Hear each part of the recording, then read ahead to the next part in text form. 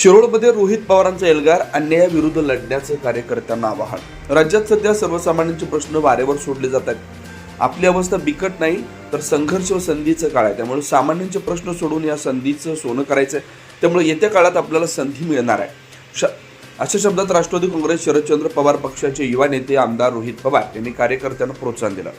शिरोळ येथील विक्रमसिंह जगदाळे यांच्या घरात आयोजित करण्यात आलेल्या कार्यकर्ते पदाधिकारी संवाद मेळाव्यात ते बोलत होते। सत्ताधाऱ्यांवर टीकेची तोप रोहित पवार यांनी आपल्या राज्यातील बिघडलेल्या कायदा आणि सुव्यवस्थेचा मुद्दा प्रामुख्याने मांडला। राज्यात दर तासाला महिलांवर अत्याचार होत आहेत। नसरापूर आणि बदलापूर सारख्या घटनांमुळे महाराष्ट्र हादरलाय, तरीही सरकार केवळ खुर्ची वाचवण्यात व्यस्त आहे, असा आरोप त्यांनी केला। विरोधकांना दाबण्यासाठी सत्तेचा आणि यंत्रणांचा गैरवापर केला जात असल्याचं त्यांनी नमूद केलं।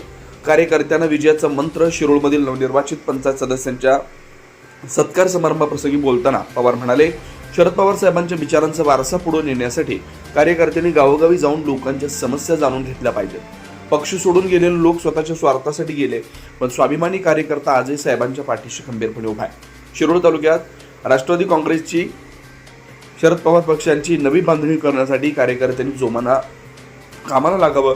छत्रपती शिवाजी महाराज आणि शाहू महाराज डॉक्टर बाबासाहेब आंबेडकर यांच्या विचारांचा अपमान करणाऱ्यांना कायद्याची व्यसन घालण्याची गरज असल्याचं त्यांनी ठणकावून सांगितलं।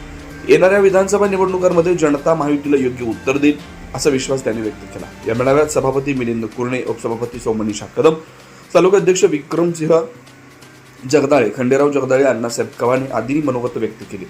धनाजीराव जगदाळे, डीपी कदम, रणजित कदम, जिल्हा परिषद सदस्य अर्चना चौगुले, सौ उत्तरा विजित शिंदे सरकार, सरफराज जमादार, अजित भोसले, माजी सरपंच मंगलादेवी जगदाळे यांच्यासह शिरोळ तालुक्यातील राष्ट्रवादी काँग्रेसचे स्थानिक पदाधिकारी, कार्यकर्ते, ग्रामस्थ मोठ्या संख्येने उपस्थित होते। मेळाव्यानंतर रोहित पवार यांनी स्थानिक कार्यकर्त्यांच्या समस्या जाणून घेतल्या।